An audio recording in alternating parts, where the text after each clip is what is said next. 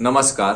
29 मार्च 1857 को कोलकाता के बैरकपुर छावनी में मंगल पांडे जी ने सैनिक विद्रोह किया और 8 अप्रैल 1857 को मंगल पांडे जी को फांसी दी गई। 25 मई 1857 को पटना के दानापुर छावनी में सैनिकों ने सैनिक विद्रोह कर दिया और उस सैनिक विद्रोह का नेतृत्व बाबू वीर कुंवर सिंह ने किया। अंग्रेजों से लोहा लेते हुए उन्हें गोली लगी और हाथ काटकर उन्होंने गंगा जी में फेंक दिया। इस लड़ाई में एक बार बाबू वीर कुंवर सिंह जीते और उसके बाद अंग्रेजों ने उन्हें पूरी तरह से हरा दिया। लड़ते लड़ते ही उनकी मृत्यु हुई। मेरठ में सैनिक विद्रोह हुआ। उसके बाद झांसी की महारानी वीरांगना लक्ष्मीबाई वीरता से लड़ रही थी। 1857 में जब सैनिक विद्रोह हुआ तो लड़ने वाले हर क्रांतिकारी का मनोबल बढ़ गया। इसी में से एक थे पेशवा नाना साहेब। नाना साहेब बिठूर के पेशवा थे और उन्हें अंग्रेजों ने अपने अधीन कर लिया था। चाहे मंगल पांडे जी हो, चाहे बाबू वीर कुंवर सिंह जी हो, या फिर झांसी की महारानी वीरांगना लक्ष्मीबाई हो, इन लोगों ने सीधा लड़ाई किया, सीधा युद्ध किया अंग्रेजों के साथ। किंतु पेशवा नाना साहेब ने बुद्धिमता से युद्ध किया। अंग्रेजों के साथ रहते हुए उन्होंने क्रांति की मशाल जलाई और एक क्रांतिकारी के रूप में 1857 के सैनिक विद्रोह के बाद अपनी भूमिका निभाई। आज के इस वीडियो में मैं पेशवा नाना साहब के विषय में बात करूंगा और नाना साहब के विषय में ऐसा आज तक माना जाता है कि उनकी मृत्यु की खबर किसी को नहीं लगी। आज भी कोई इतिहासकार यह नहीं बता सकता कि नाना साहब कब मरे हैं। नाना साहब की पूरी जीवनी आज के इस वीडियो में। नाना साहब के विषय में कुछ प्रमुख पुस्तकों से जानकारी मिलती है, जिसमें रेवोल्यूशन 1857 बी.डी. सावरकर ने इसे लिखा है। First war of independence R G. Majumdar ने लिखा है। ब्रिटिश गवर्नर जनरल के रिपोर्ट, मराठी लोकगीत, काव्य परंपरा। नाना साहब का संघर्ष केवल एक राजनीतिक विद्रोह नहीं था, बल्कि वह राष्ट्रवाद और स्वतंत्रता की भावना का स्वरूप था। उन्होंने भारतीय मानस में यह विचार भर दिया कि ब्रिटिश सत्ता अजेय नहीं है। कानपुर, बिठूर, पुणे और झांसी में नाना साहब की मूर्तियां और स्मारक हैं। 1857 की क्रांति को भारत के पहले स्वतंत्रता संग्राम का नाम देकर नाना साहब को केंद्रीय नायक माना गया। कई लेखकों, कवियों और नाट्यकारों ने उनकी वीरता को साहित्य में अमर किया है। पेशवा नाना साहब भारतीय इतिहास में एक ऐसे क्रांतिकारी हैं जिन्होंने केवल युद्ध नहीं लड़ा, बल्कि भारत को आत्मसम्मान और स्वतंत्रता का पाठ पढ़ाया। उनका जीवन संघर्ष, सम्मान, कूटनीति और राजनीति का परिचायक है। उन्होंने हमें सिखाया कि एक राजा बिना सिंहासन के भी इतिहास रच सकता है। 1857 की क्रांति भारतीय स्वतंत्रता संग्राम का प्रथम संगठित और व्यापक प्रयास था। इस संग्राम के कई प्रमुख नेतृत्वकर्ताओं में एक नाम अत्यंत सम्मान और वीरता से लिया जाता है, पेशवा नाना साहब। नाना साहब ने केवल विद्रोह का नेतृत्व ही नहीं किया, बल्कि उसके पीछे की रणनीति, संगठन और क्रांतिकारी दृष्टिकोण से भारतवर्ष के जनमानस में जागृति का संचार किया। नाना साहब का मूल नाम घोड़ू पंथ था। उनका जन्म 1824 ईस्वी के आसपास हुआ था। वे मूलतः पेशवा बाजीराव द्वितीय के दत्तक पुत्र थे।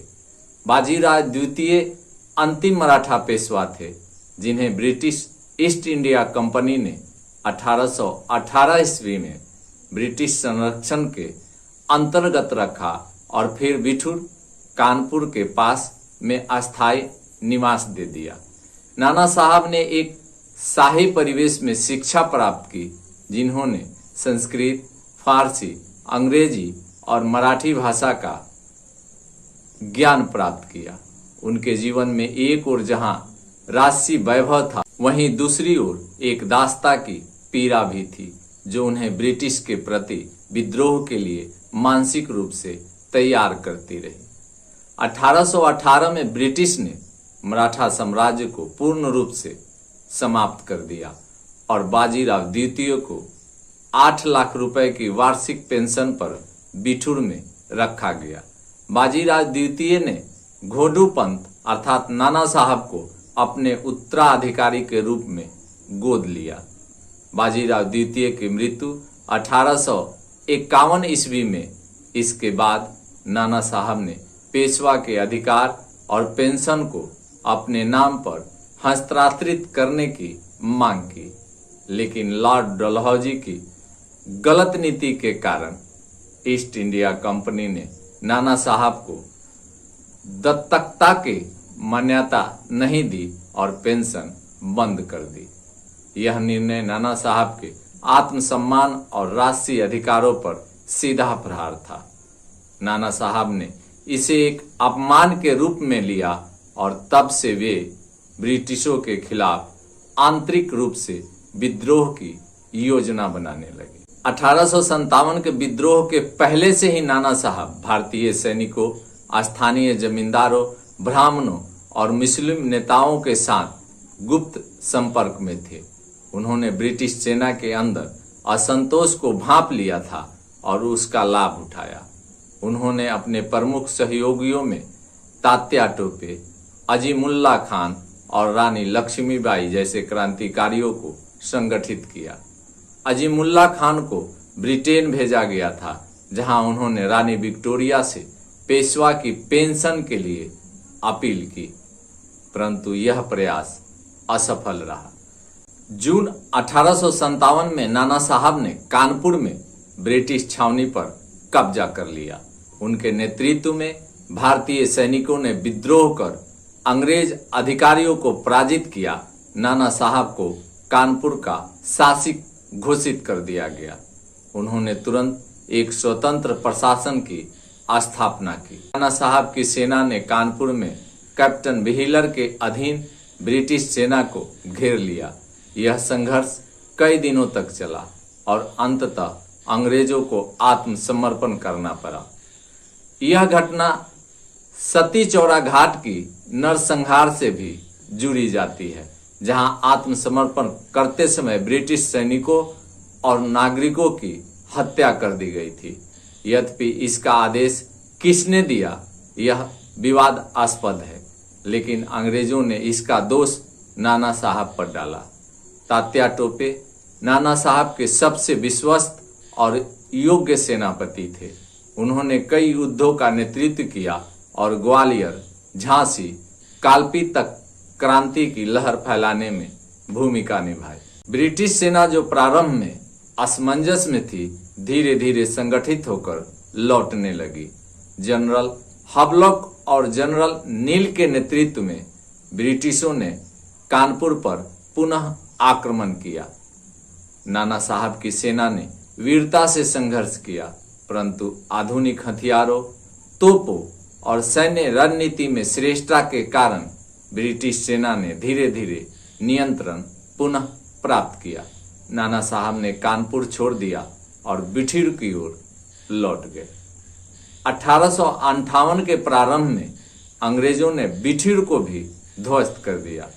नाना साहब के अधिकांश सहयोगी या तो मारे गए या गिरफ्तार हुए।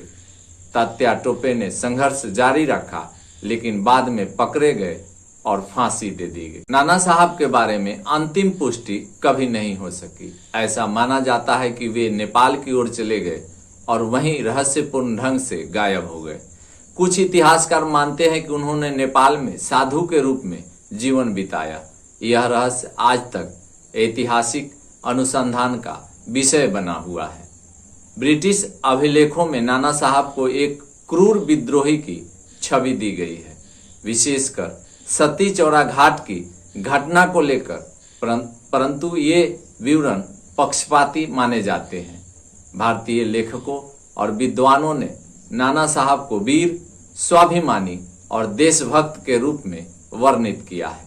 स्वतंत्रता संग्राम के अग्रदूत के रूप में उन्हें स्मरण किया जाता है।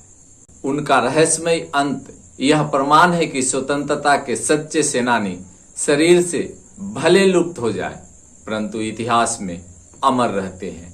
नाना साहब का नाम आज भी उन वीरों की सूची में सबसे ऊपर आता है जिन्होंने भारत के लिए सब कुछ न्यौछावर कर दिया।